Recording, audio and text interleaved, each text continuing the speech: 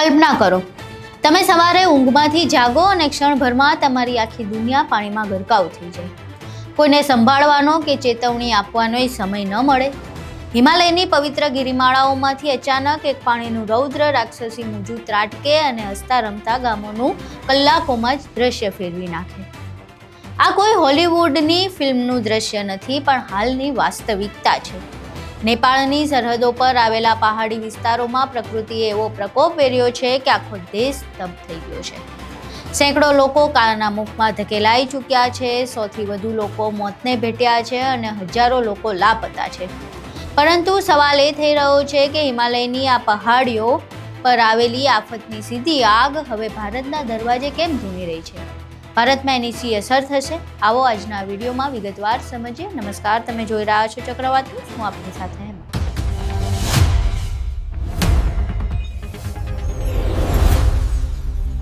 શરૂઆતથી વાત કરીએ કે આ કાળમુખું પૂર ક્યારે અને કેવી રીતે શરૂ થયું, તો નેપાળના ઉત્તરીય રસુવા અને નુવાકોટ જિલ્લામાં તેમજ તિબેટ સરહદ નજીક ભોટેકોશી અને ત્રિશુલી નદીઓમાં અચાનક પહાડો ફાટ્યા હોય તેમ ઘોડાપૂર આવ્યું.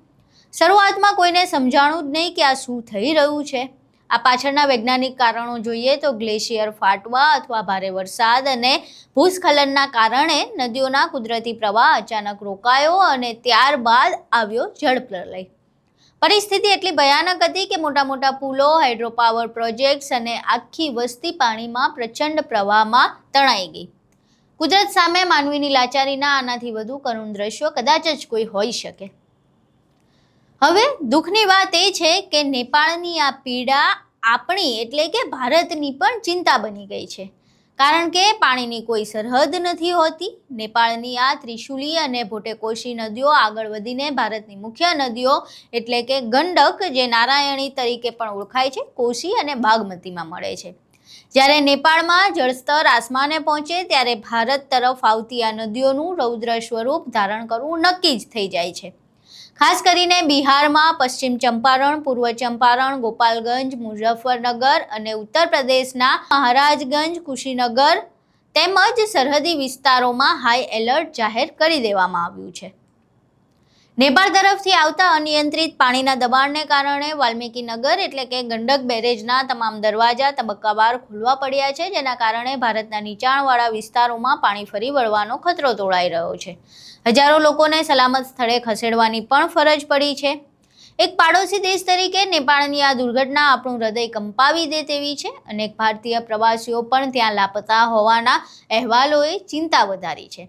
ભારતમાં પણ એનડીઆરએફ અને એસડીઆરએફની ટીમોને એલર્ટ પર મૂકી દેવામાં આવી છે અને આગામી 24થી 48 કલાક સુધી ઉત્તર પ્રદેશ અને બિહારના તટીય વિસ્તારો માટે ખૂબ જ સંવેદનશીલ પણ જાહેર કરી દેવામાં આવ્યા છે.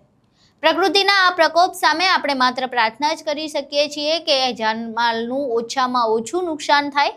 તમારા વિસ્તારમાં કે સરહદી રાજ્યમાં સ્થિતિ કેવી છે? અમને કોમેન્ટ બોક્સમાં જરૂર જણાવજો. વિડીયો પસંદ આવ્યો હોય તો વિડીયોને લાઇક કરજો, શેર કરજો અને અમારી ચેનલને સબસ્ક્રાઇબ કરવાનું ભૂલશો નહીં. નમસ્કાર.